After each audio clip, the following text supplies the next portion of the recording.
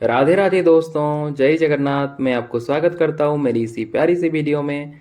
और दोस्तों, मैं आपको सुनाने वाला हूँ प्रभु श्री जगन्नाथ जी और उनके श्रीदास परम भक्त प्रभु श्री माधव दास जी के बारे में। जय जगन्नाथ। चलिए शुरू करते हैं। ओडिशा के पवित्र भूमि पुरी, जहाँ सागर की लहरें भी भगवान प्रभु श्री जगन्नाथ जी के चरण धोने के लिए हमेशा आतुर रहती है। दोस्तों, इसी पवित्र भूमि में रहते थे हमारे प्रिय श्री माधव दास जी। एक दिन की कहानी है दोस्तों। पुरी में भीषण बारिश हुई।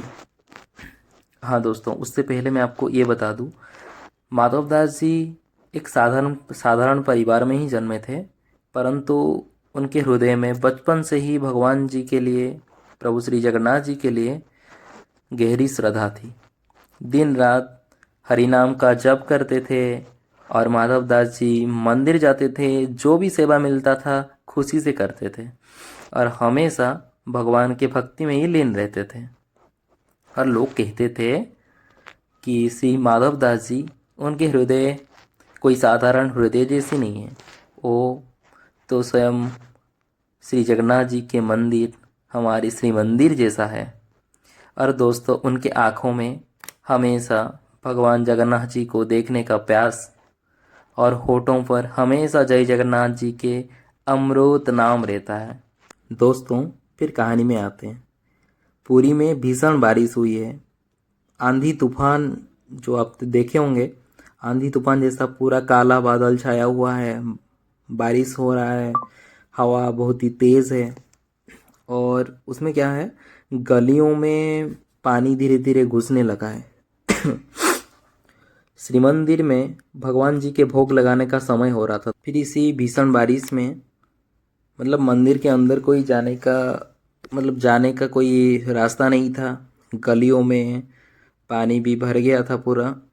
जैसे माधव दास जी को ये पता चला कि भगवान जी के सेवा के समय हो गया है, प्रभु जी को भोग लगाना है, और सेवक लोग जो है जो कि नहीं जा पा रहे हैं, तो माधव दास जी आए प्रसाद की थाली पकड़कर। माधव दास जी बोले, ऐसे कैसे हो सकता है कि मेरे प्रभु आज भूखा रह जाए। तो माधव दास जी खुद थाली पकड़कर मंदिर की ओर चलने लगे। दोस्तों, कुछ समय के बाद माधव दास जी को लगा कि पानी का जो गहराई है वो धीरे धीरे ज़्यादा होते जा रहे हैं और माधव दास जी डूबते जा रहे हैं।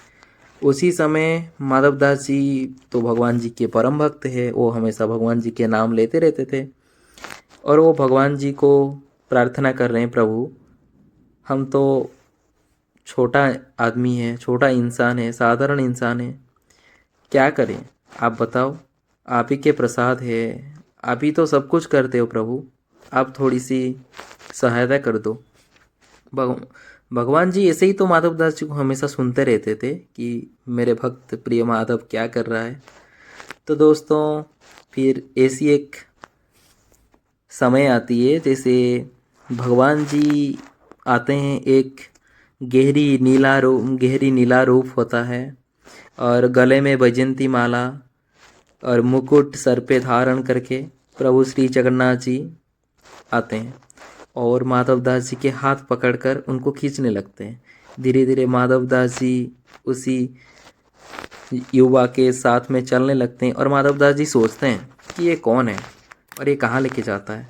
और फिर भगवान जी कहते हैं, हे माधव, चलो आज मैं अपना घर तुम्हें लेके जाता हूँ।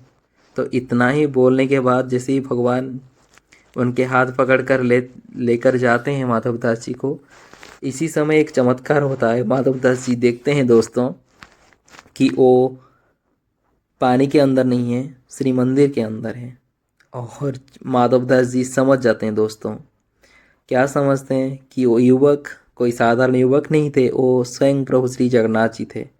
और ऐसे माधव दास जी के हृदय में और भी प्रेम की प्रेरणा मिली और प्रेम करने की शक्ति मिली। ऐसे ही माधव दास जी तो चाहते नहीं थे कि उनको कुछ ऐसा चाहिए कि चमत्कार चाहिए जिसके लिए वो भगवान से और प्रेम कर सके। उनके हृदय में पहले से ही प्रेम थी। पर दोस्तों, इससे एक चीज़ तो साबित हो गई बाहर लोगों के सामने कि माधव दास जी प्रभु श्री जगन्नाथ जी के बहुत ही बड़े भक्त हैं। और दोस्तों, उस दिन के बाद जब कोई कहता था कि माधव तुम तो बहुत ही बड़े सेवक हो भगवान जी के, और माधवदास जी मुस्कुराते हुए ये बोलते थे, मैं सेवक नहीं, मैं तो प्रभु का छोटा सा दास हूँ। और माधवदास जी के हृदय में ना कोई दिखावा था, ना कोई लोभ, सिर्फ वो भगवान जगन्नाथ जी के लिए अपना प्रेम का समर्पण ही दिखाते थे। माधवदास जी जीवन भर केवल एक ही संपत्ति संभाले, जो प्रभु श्री जगन्नाथ जी के नाम, जय जगन्नाथ। और दोस्तों, भक्त माधवदास जी की कथा हमें यह सिखाती है, जब मन में सच्ची भक्ति हो तो भगवान स्वयं अपने भक्त के मार्ग का बाधाएं हटा देते हैं। प्रभु के लिए किया गया प्रेमपूर्ण कार्य कभी व्यर्थ नहीं जाता। आओ हम भी भक्त श्री माधवदास जी की तरह निस्वार्थ सेवा और प्रेम भाव अपनाएं और हृदय से पुकारे, जय जगन्नाथ, जय जगन्नाथ, जय जगन्नाथ। राधे राधे दोस्तों। अगर कहानी आपको अच्छी लगी तो लाइक जरूर करिए, कमेंट में बताइए और सब्सक्राइब भी जरूर करिए। चलिए दोस्तों, बाय बाय, फिर मिलेंगे नेक्स्ट वीडियो में। राधे राधे, जय जगन्नाथ।